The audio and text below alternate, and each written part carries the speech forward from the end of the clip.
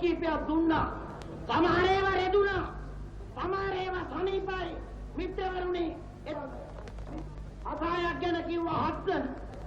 ලංකා මාතාවට හැදිලා තිබ්බ ලෙඩේ බැලුවම එතුමා දක්ෂ වෛද්‍යවට ගැලපෙන බෙහෙත් කීපයක් දුන්නා. සමහර ඒවා රෙදුනා. සමහර ඒවා සනීපයි.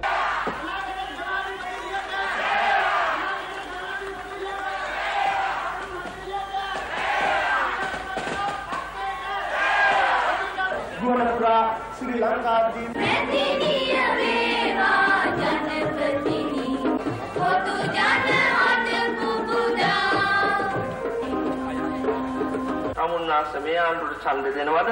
තව 6 අවුරුද්දක් දුර්දාන්ත පාලනය ගෙනියන්න සංවිධායක නන්දිසේන මහතා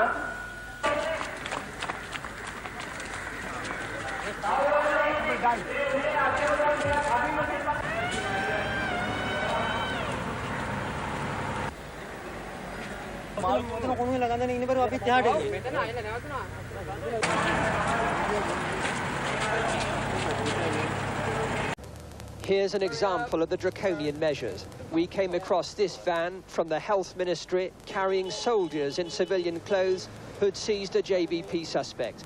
In effect, they have the authority to do what they like. It's like a killing field, you know, you can see the people on the road, dead bodies. How many of your own constituents are missing? I have seen about 75 dead bodies, personally.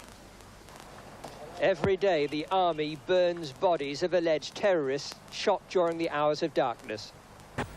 මුළු රට වෙනුවෙන් මුළු රටේම ජනතාවගේ ආරක්ෂකයා දාපුරට ප්‍රශ්න තිබෙන තැන් වලට අපි ගියා ශිෂ්‍යයන්ගේ පෙළපාලියක් මහපාරේ යන පෙළපාලියක් ගැන කියලා දෙන්නේ ඇත්ත කතාවක් තිබෙනවා. ඒ ඇත්ත කතාවන බහින්න ඕනේ. රුපියලේ වටිනාකම වැටෙනකොට මොකද වෙන්නේ?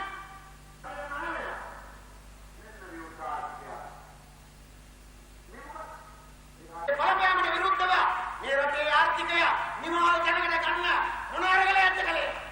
තරගයට නම් යෝජනාව දෙන්නේ. ජයාධාරණයේ මේ තුච්ච නීතියට යට වෙන්න එපා.